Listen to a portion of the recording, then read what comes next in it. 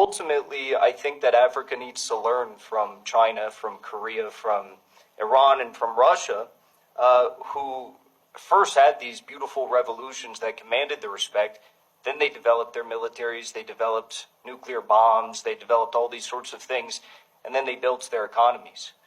We're sitting here and we're talking about being in the United Nations, having a rotating seat in the United Nations Security Council. We're talking about the economic plans of Africa in the future, new currencies, African Union. All of that doesn't mean a whole lot if the West is going to come in and trample all over you. What good is a seat at the United Nations if they're not going to listen to you? The United States has to listen to China. They have to listen to Russia because China and Russia have a bunch of nuclear bombs that are already pointed at every Western city. Now, of course, I support Africa having nuclear bombs. I understand we're far away from that, and maybe it's a bit controversial to say that. But what I think we also need to understand is that Africans are dealing with this. I think the West needs to get very worried about the potential for Africa to assert its own sovereignty and command respect in the same way that we're seeing in the new Confederation states, but all across Africa. And maybe it only starts with one or two nations, but that's exactly what we saw with Iran and Syria.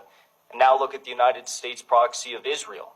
Israel's collapsing all across the region.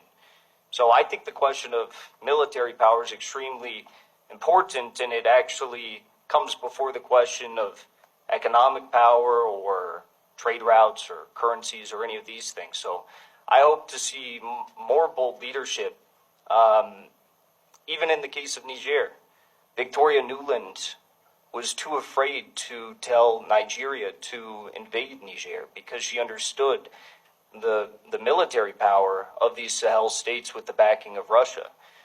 They wanted to do an ECOWAS invasion, and with the intervention of Russia and China and the military backing in the Sahel states, they understood in the United States that this was a no-go, that they couldn't do it.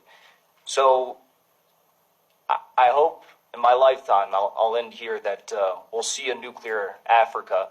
We're already seeing Russia. Rosatom is talking about bringing nuclear reactors into Burkina Faso, but I hope one day it's nuclear bombs. There we have it. That has been our candid speech for today.